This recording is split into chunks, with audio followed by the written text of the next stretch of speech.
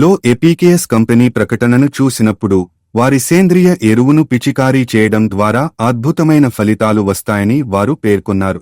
మొదటగా నేను అభిమాన్ అనే ఎరువును ఉపయోగించాను.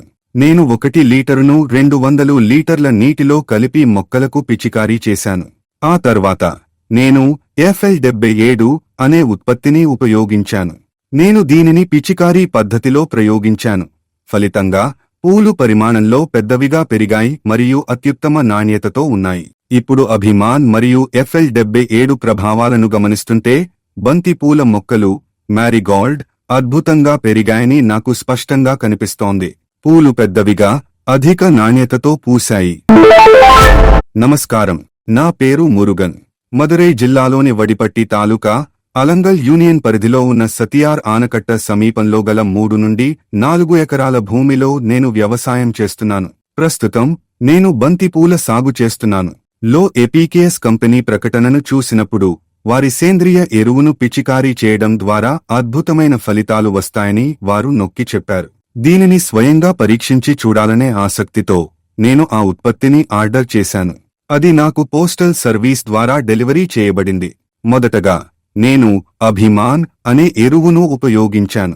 నేను 1 లీటరును 200 లీటర్ల నీటిలో కలిపి మొక్కలకు పిచికారీ చేశాను.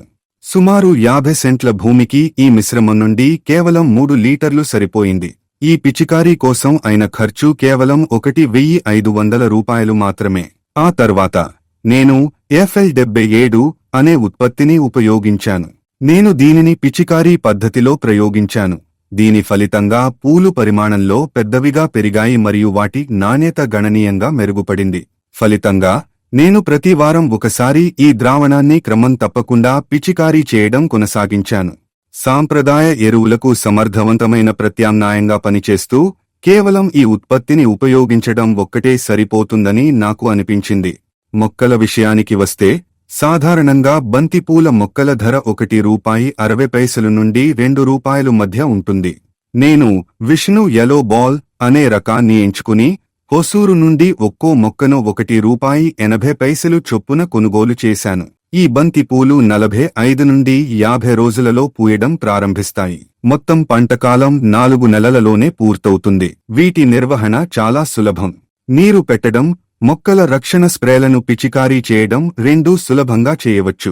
అభిమన్ మరియు FL77 రకాల ప్రస్తుత ఫలితాలను పరిశీలిస్తే బంతిపూలు అద్భుతమైన పెరుగుదలను సాధించాయని స్పష్టమవుతోంది. కాసిన పువ్వులు పెద్దవిగా, అధిక నాణ్యతతో ఉన్నాయి మరియు మొత్తం దిగుబడి కూడా గణనీయంగా ఉంది. అందువల్ల ఈ సహజ వ్యవసాయ పద్ధతిని అనుసరించడం వల్ల అద్భుతమైన ఫలితాలు వస్తాయని నేను గట్టిగా నమ్ముతున్నాను. మీరు కూడా ఈ పద్ధతిని ప్రయత్నించి మీ వ్యవసాయ ప్రయత్నాలను మరింత మెరుగుపరుచుకోవాలని నేను ప్రోత్సహిస్తున్నాను. వ్యవసాయం వర్ధిల్లుగాక. అందరూ సుసంపన్నంగా ఉండాలి. ధన్యవాదాలు.